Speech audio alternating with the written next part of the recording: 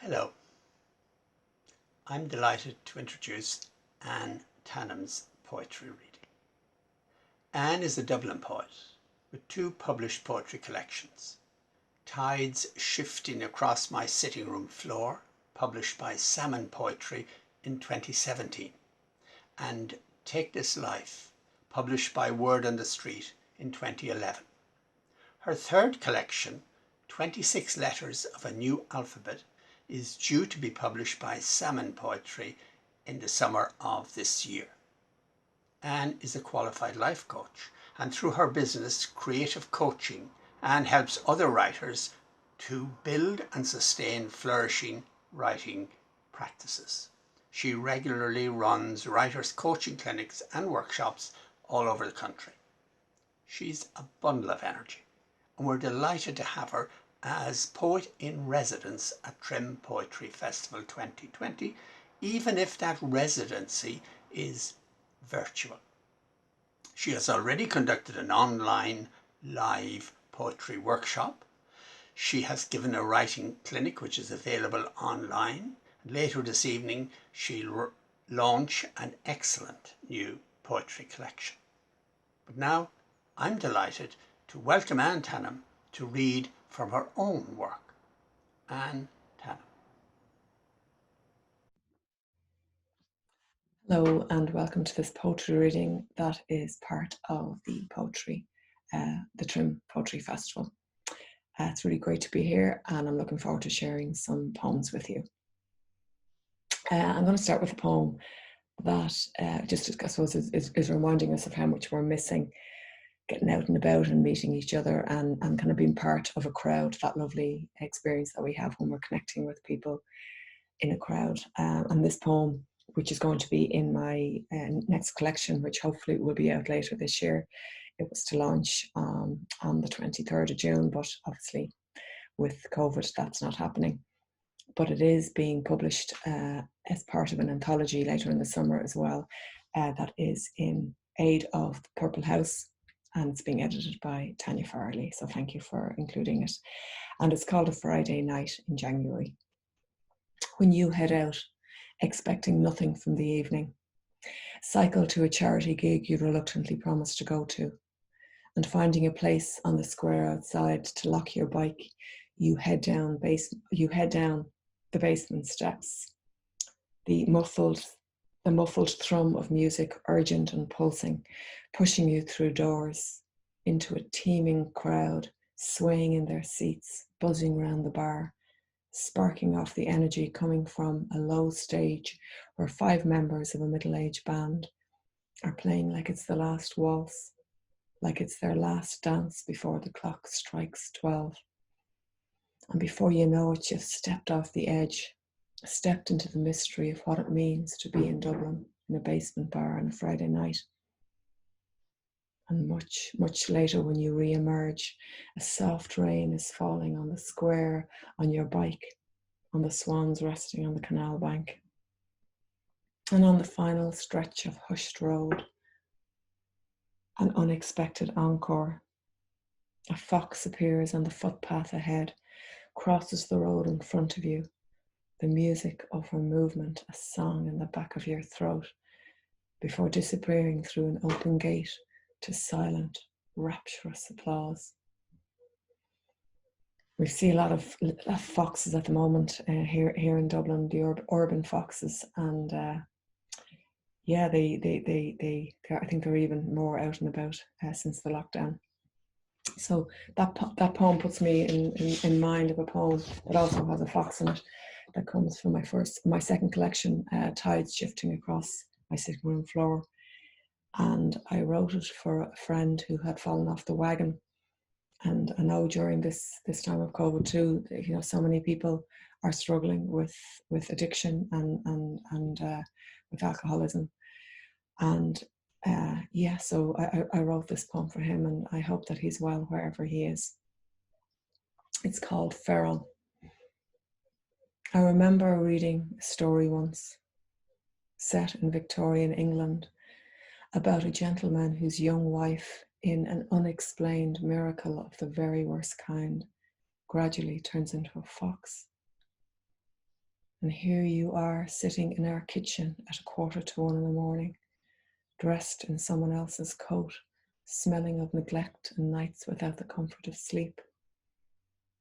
Are you well? I ask. Such a useless question when thirst is slowly unraveling summer from your skin, your hair, your eyes, from the corners of your mouth. We offer you the couch, but you are racing across fields, winter's cold breath pounding in your ears. And that's for tea, wherever he is. So because it's June and, the beginning of kind of the summer break, many of us who would have been going on holidays won't be going on holidays. And I know it's the least of things when we think of the impact that COVID has had on people, but it really put me in mind of summer holidays when we were young, and that sense of freedom and just the summer stretching out endlessly ahead of us once we were on our happy summer holidays.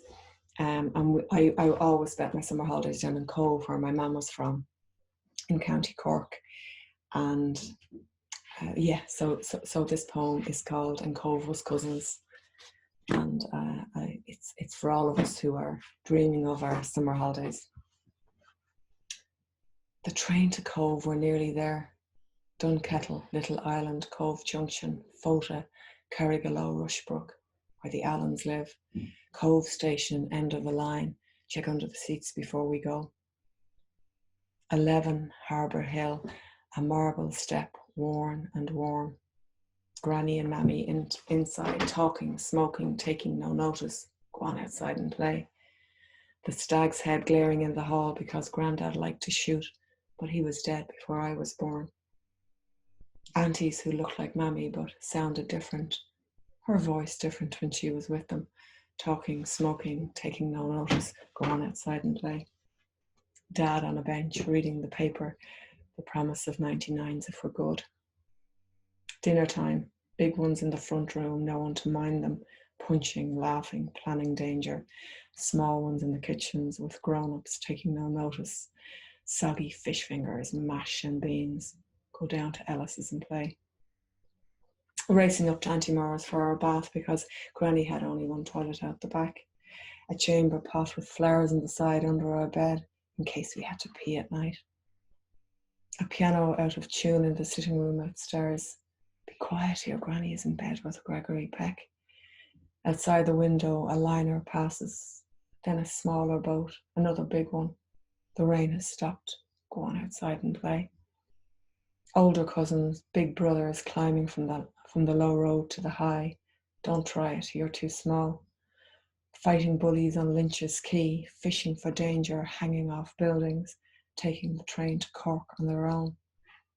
Mackerel are breaking at the water's edge, a tangle of rods. Stand back, that hook will take your eye out.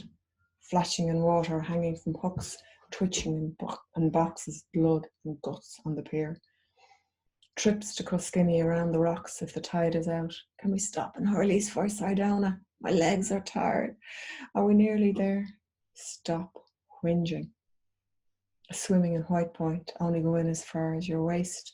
Mammy nearly drowned here when she was a girl. Under the water, stones and seaweed, rubber dollies on our feet. 3 weeks over. It won't be long until you're back. Check under the beds before you go. One last visit to the prom. Backwards journey. Browner, taller. Cathedral bells still singing in our ears. And that was for all the cousins in Cove. And my granny was a gas woman. She called her hot water bottle Gregory Peck. And she had a fur coat, and she called the fur coat Claude. She was an absolute gas character. I'm going to do a poem now from the new collection, which is called 26 Letters of the New Alphabet. And there's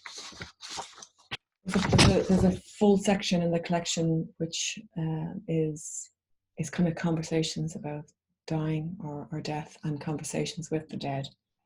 And there are three poems throughout the collection called In Conversation, and two of them are in conversation with my mother. But this one is in conversation with my father, and I literally wrote it maybe a week after he died. He died last November, and so it's called In Conversation, and it's one of three. You're sitting in the front room reading the paper. Sally number 3 curled up on the couch beside you. You look like I remember before the nursing home days. You look just like my father. How did I go in the end, you ask? And I tell you that ever practical, you gave us 1 or 2 weeks soft warning before getting down to the serious business of slipping away fast. No dilly-dallying like the woman in the room beside you who took days to make her peace. I missed your final breath, sitting outside in the lounge, catching my own, but you were in good company with Donny holding your hand, singing you softly out, sitting on the dock of the bay, watching the tide roll away. Then all of us standing round your bed, when one of the residents came into the room, took a step towards you, tripped on the mat and fell across your body. We couldn't help but laugh. The women were always falling for me, you remind me, giving your customary wink. It's true. You were charming the women right up to the end. One eye, one ear, down to skin and bone, and still flashes of wit, still flashes of the old days. Did everyone get enough to eat and drink at the funeral, you ask? And I inform you that everyone was looked after, as if you were hosting it, and that we sent you off in style, the bog oak coffin made in Italy, like your favourite leather shoes. You know you were a really good father, I tell you, getting ready to leave. I'm starting to believe it, you say, picking up the paper again, reminding me before I go to pop my head into the kitchen to say hello to Mum, and not to go missing the wood for the trees.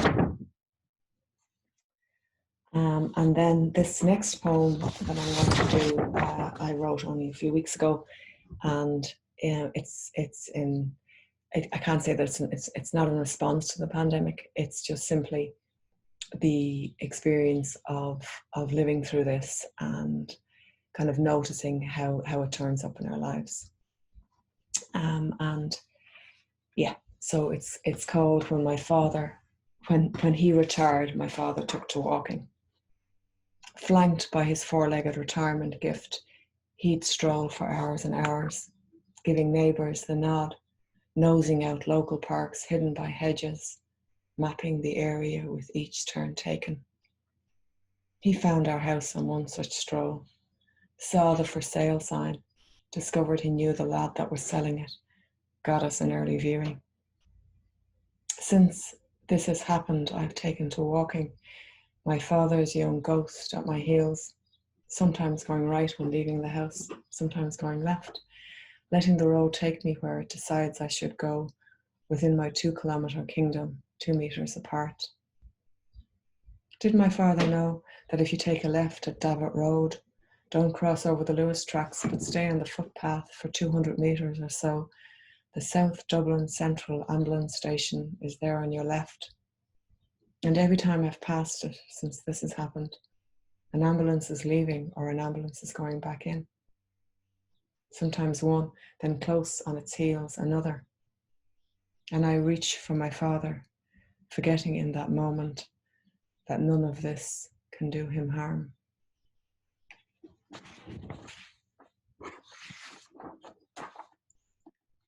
Just want to check, see how we're doing for time. Don't want to be boring you for too long.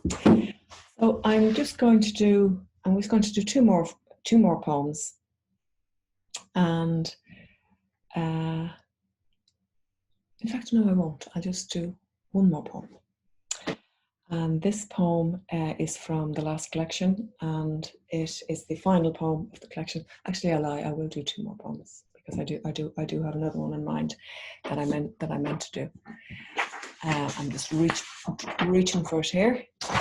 It is actually the final poem in the forthcoming collection, and I suppose just just to in case, just to say that if there is a mention of a child's death in this, so please, if that triggers somebody, please turn off or stop the video.